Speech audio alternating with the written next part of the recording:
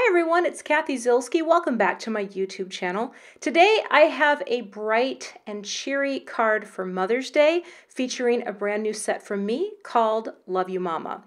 So Mom, if you're watching this, just act surprised when you get it, okay? Okay, let's get started.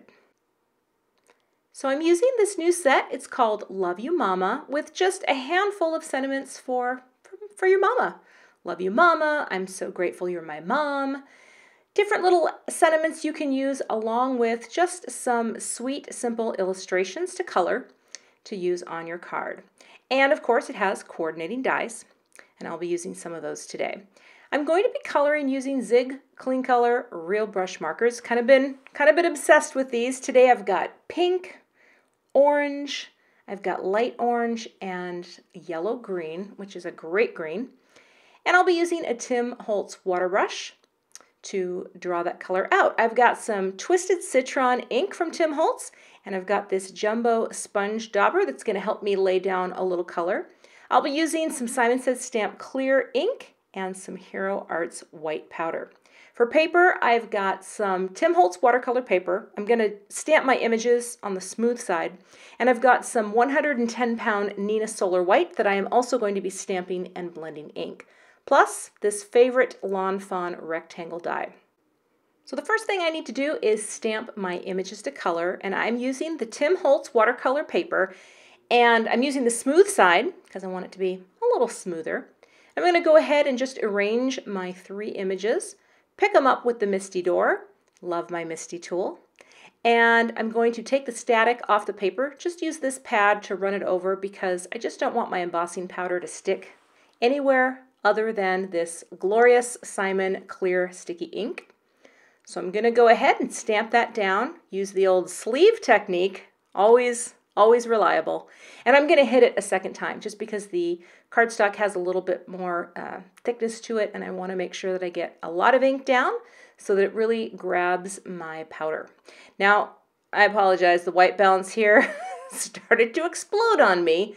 Forgive me. But just know that I actually heat embossed those images and did not have the footage to show it. Thank you. But now it's just time to paint over the images. And I am keeping this really simple. One of the reasons I like to heat emboss in white is it gives me that raised guide to help me color. And I keep my watercoloring pretty simple. These pens definitely make it easy for a novice painter to get some pretty attractive results, if you will, because I don't know a lot about blending colors and inks and how that all works, but this is one pen color in a flower, and I think the results are really pretty. Laying down a little bit of dark and then coming in with that water brush and just pulling the color out gives you this really nice sort of gradient effect on what you're painting. And again, I've just kind of gotten into zigs in the last several months, I guess, and I'm still pretty new to them, but every time I use them, one thing that I am always amazed at is the vibrancy of the color. They are so rich and bold, and it just really creates this pop of color that, like I said, it's always surprising. So I'm just doing really simple coloring on these. Decided to add a little orange in here in the butterfly wing. And these images aren't solid, so you really do kind of have to just take a guess to how far you want to extend the ink out.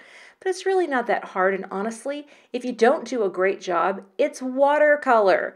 It should look a little whimsical. Am I right? You feel that? Yeah.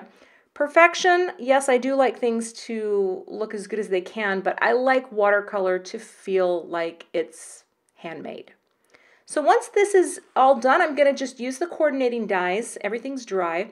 Just going to run this through my Spellbinders Platinum 6. This machine, I have been giving it a workout, and people, I love it. It's a great die cutting machine. And there we go. I have got my images ready for my card. Now it's time to take the sentiment, and I'm going to use Love You Mama.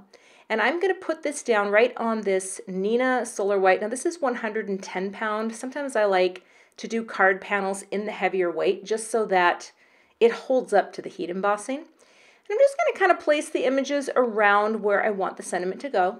Make sure there's clearance for everything. And once I get that where I like, I'm going to pick it up with the Misty Door and go ahead and get the static off this card as well. And then I'm going to ink up Love You Mama again with the clear Simon ink so that I can stamp that down. And this I will also go ahead and hit twice just because I really want there to be a lot of ink on there and I want my embossing powder to really stick and give me a great title.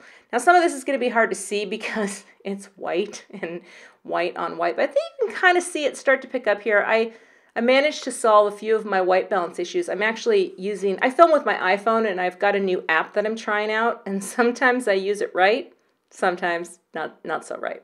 But now I'm just going to heat set the Love You Mama sentiment until it's nice and shiny and white.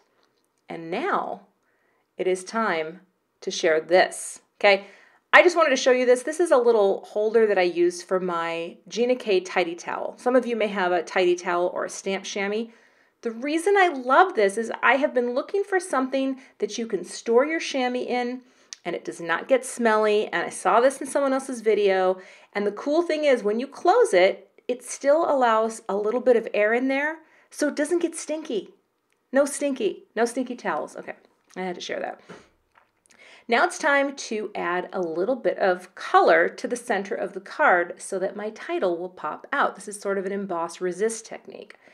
I'm just taking a little bit of the Citron and the Jumbo Dauber. I love these daubers because I just think they help me control a little more where I'm putting the ink. So I'm starting really in the center, give it a little extra juice in the center, and then go lighter as I come out. And my goal with this was just to create a simple circle. And I had done a few test samples of this and had a really hard time making a circle. But this time, what is the term they say? Oh yeah, nailed it. Thank you. But I think I did a good job making a free hand circle. And now I'm just going to take a clean paper towel, I had to get a different one there, and just rub off the ink, and it sort of makes that Love You Mama pop. Isn't that nice? So you've got this nice layer of green ink in the background and the sentiment comes through and looks lovely. I love these Lawn Fawn dotted stacked rectangles. I use them a lot. I love the simple dots. So I'm just going to line that up, run it through my die cutting machine, and now I have my card panel here with the nice dots around the edge. And I am going to add, using this sticky scrapbook adhesive, some fun foam. I love adding fun foam to card panels to give them some dimension. I think it's nice because if you send something through the mail, if it gets squashed in any way, at least you've got that fun foam holding that whole panel up. And this adhesive is like my favorite to use, but it's a little tricky to get it on the foam sometime. But once you do, it really sticks. It really sticks and holds well. And now I'm just adding some thin foam squares to the backs of my stamped and die cut images. That one, I think I got a little, yeah, got to get that off there. It's not always perfect, people. It's not always perfect. Get that, there we go. Okay, and now that they've got a little dimension, I didn't want too much. Here's the cool thing. I am putting this on a card base of key lime. This is a new color from Gina K Designs. You can get it at Simon Says Stamp as part of the 2018 add-on collection pack for Gina K. And I'm telling you people, well, okay, I can't say this for sure, but I'm pretty sure this key lime cardstock will change the world. I freaking love it. I think it's an amazing color. It's so bright. It matches Twisted Citron fantastically. And it's just a gorgeous quality cardstock. I think this is so happy and cheery. And so now I'm going to go ahead and add more of that scrapbook adhesives onto the back of the fun foam. I go kind of slow because sometimes it won't catch and then I just go back on the paper. All right. Placing that down, and I love that size panel with the wide margin, letting that really pretty key lime show through. Now I'm just going to kind of figure out, all right, these look here, good there, and get my placement figured out. And once I have it about how I like it, and sometimes I move things, I think I should have actually moved the tulip over a little bit more, but you know what? We'll see how it goes. Got those tweezers, and that's where I think I pushed it over a little too far to the left, but you know what? We're going with it. It's good stuff, people. Can't all be perfect, but I think that looks pretty good. Now I decided to add a little bling. I love these clear droplets from Pretty Pink Posh, but as soon as I put the big ones down, I thought, you know what, they're competing too much. So I decided to grab the small ones and start arranging them in a way that I thought looked good. At first I was just going to do 2 because I thought that maybe the card was a little too heavy to the left. But then I decided to stick some up there. You know, things do look good when they're repeated in odd numbers. So I sat with it for a few off camera, and then I'm like, yeah, I'm going to go for it. Glossy accents. Did you know that you can drop your glossy accents and then you mess up the placement of, yeah.